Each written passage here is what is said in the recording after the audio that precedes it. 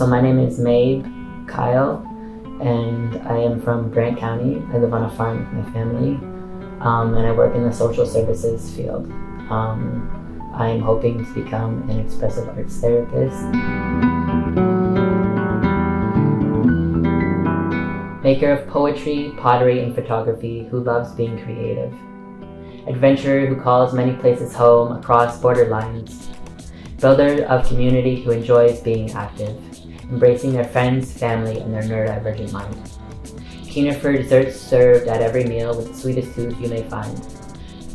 Yearning for disability justice and liberation for the collective. Learning how to express gratitude and be kind. Embodying a life without binaries who is very introspective.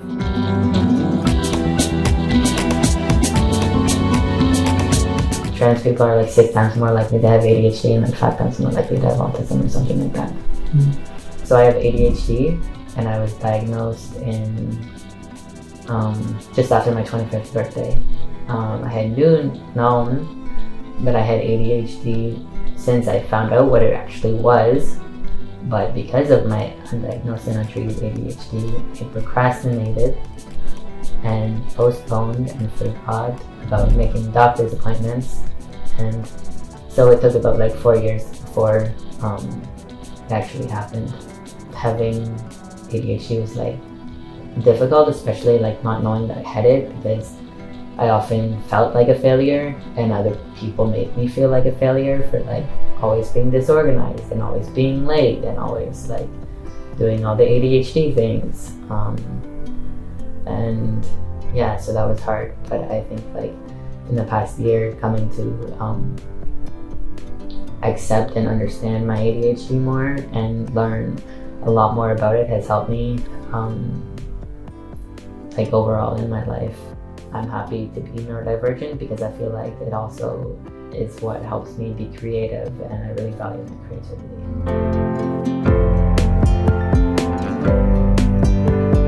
The child in me was a dandelion, bright yellow, fitting in to neither pink nor blue norms of the gender binary. The thing about weeds is they're only weeds when they are considered to be growing unwanted. The queer child in me with grass stains and skin needs was made to believe that they too were growing unwanted.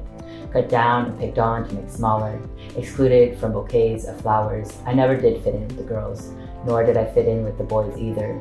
A drifter, shifter, wandering and wondering about the garden I may call my home. A daydreamer, wanting and pondering about the future I may one day know. It is a fact that over half of transgender and non-binary youth seriously considered attempting suicide in the past year. Believing that one day it gets better when I am older and can move to the city and finally be queer, because queer folks don't belong in the country. That's just not something folks could be here. Queer suicides normalized. I was traumatized. We need to realize what can support trans lives and stop the lies they are afraid to believe. It is a fact. The trans youth who are allowed to use their chosen name experience a 65% decrease in suicide attempts. It is a fact. The trans youth who have their pronouns respected by all and most people in their lives attempted suicide at half the rates of those who did not. Call me a flower, don't call me a weed. Use they, them pronouns to refer to me, not inanimate pronouns as I am living. It took years. Years of slowly coming out. Years of slowly coming into myself. By the end of my high school years, I had finally built up enough confidence to love myself. But I still struggled to love my queer self. I wanted to be the perfect ally, but still wishing I wasn't queer myself. The first Pride I ever attended was Toronto World Pride 2014, when I was 18 years old. That day was a day I'll never forget. I hung out with a friend of a friend of a friend of a friend, and we chatted on this apartment lawn as we all drank and smoked weed. The deep connection I felt with these genderqueer beauties that were proud to be transforming. It is a fact that having at least one accepting adult can reduce the risk of a suicide attempt amongst LGBTQ youth by 40%. I found ways to grow through the cracks of pavement, found ways to grow in a garden amongst flowers planted, found ways to grow even when I was made to feel unwanted. To make my presence bold and known that I will continue to exist in this genderqueer body of mine, coloring outside the lines of what is acceptable.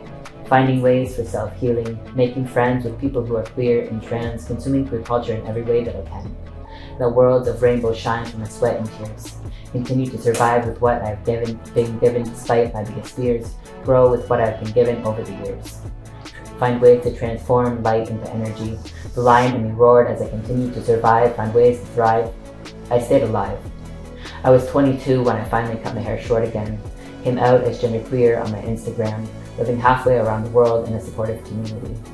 I was terrified but felt like I was setting myself free from over a decade of shame that I had held inside my body.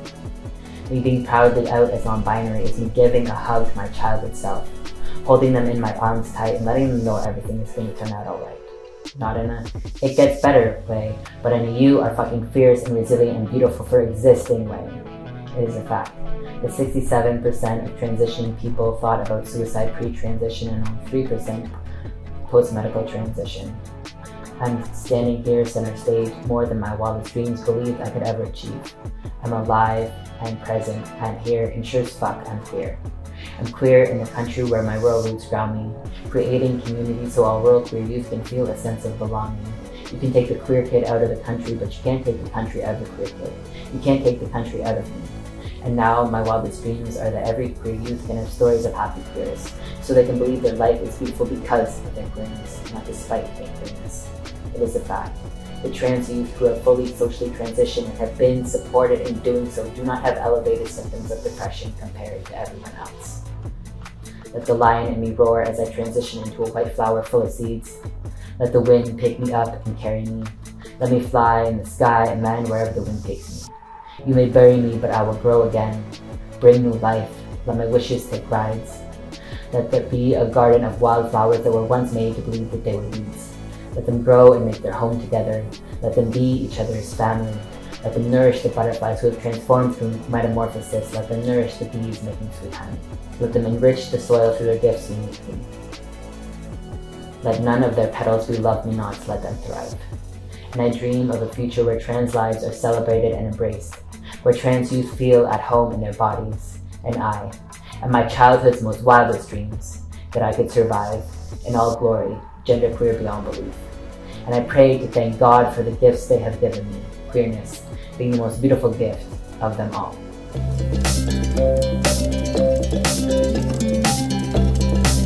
So I'm a poet, and that's one of the identities that I hold closely to me. And for me, writing poetry is a very spiritual experience. So this is my most recent poem that I have written. And I think for me, like as somebody who has experienced like suicidality throughout my life, and I know that a lot of other trans people have too, I think it's important to share that as part of the poem, to let people know that you just have to like support trans people and they're less likely to die by suicide, which is pretty powerful, but also like shows how shitty it is for trans people that are existing in today's society.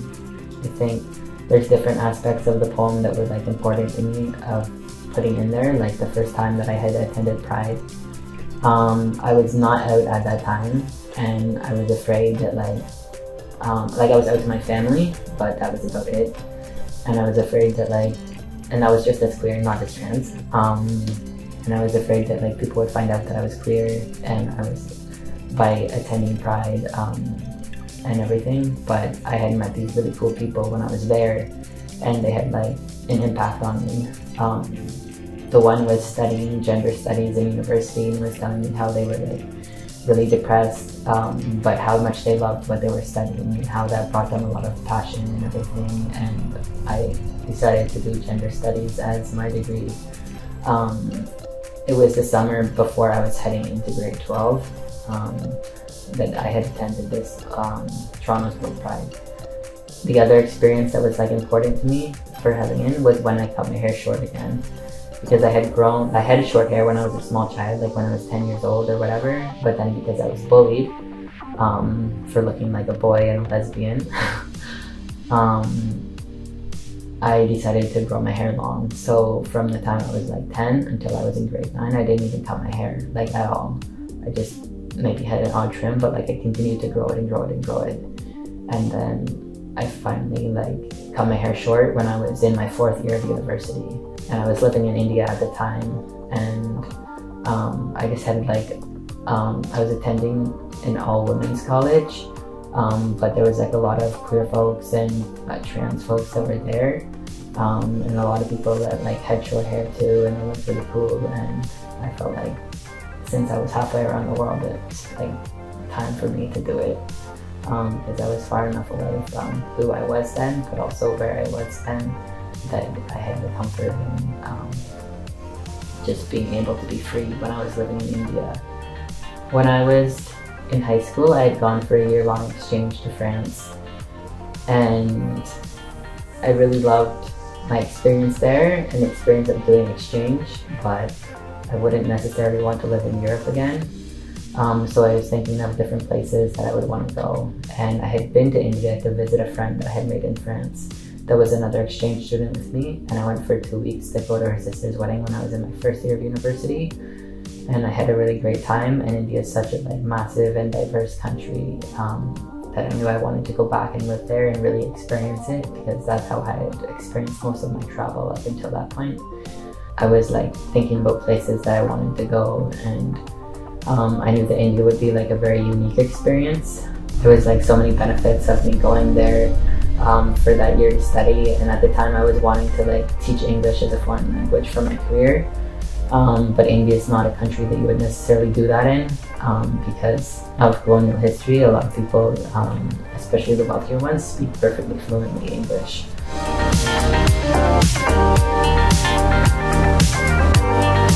I think for me, like I mentioned in the poem, being out as non-binary is me giving a hug to my childhood self, because I was very much a tomboy as a child, and never fit into being a girl or a boy, and I just wanted to embrace that part of me instead of having died by societal norms, and just love it and love the child in me.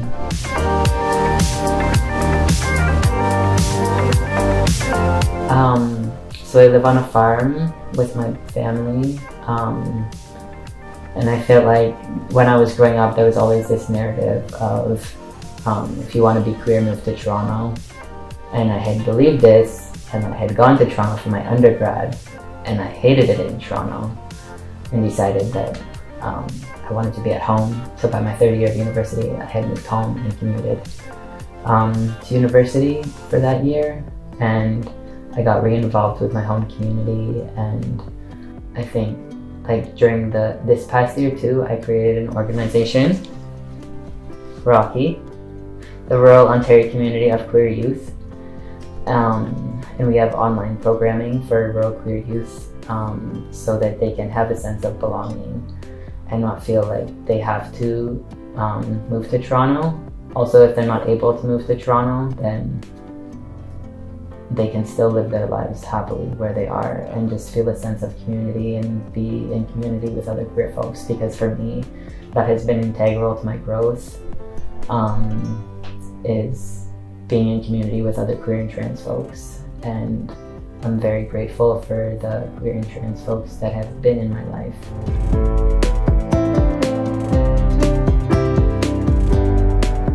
It takes a lot for anybody to live authentically, not just trans people, but everyone. And I think it's important every day to just try and be authentic and real and open and honest with people. So as I have become more comfortable with my gender and with myself, I feel like I've just become a more confident person, and that has helped me in my relationships and in community as well. Community is very important to me. Something that helped me a lot was consuming queer culture, even if I did it the most discreet ways that I could, watching stuff on the internet and then deleting my history so that nobody could even find a trace that I had done that. And just doing what you're ready to do, and just take your time. Life is not a race. If it takes you a while to feel ready, then that's okay. And just find small ways to love yourself.